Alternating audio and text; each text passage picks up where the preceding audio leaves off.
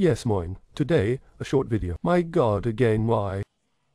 Because a short video is enough for this. Nope, yes, nope. It's just a matter of setting the clock with this control panel. Do you want to make life easy for yourself? No. Then watch the video before you read the manual, as it is always done.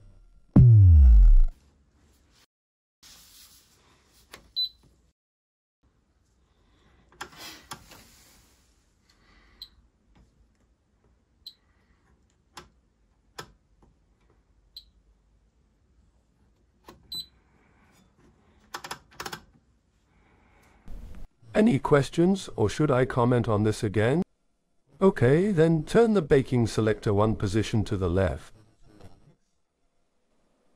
On this symbol. Exactly this. Then turn the right toggle for the temperature twice to the right and confirm with OK. On the cogwheel. At this position you can change the time with the temperature wheel on the right. When you leave the program, the time is always saved. Summer, winter time, you know.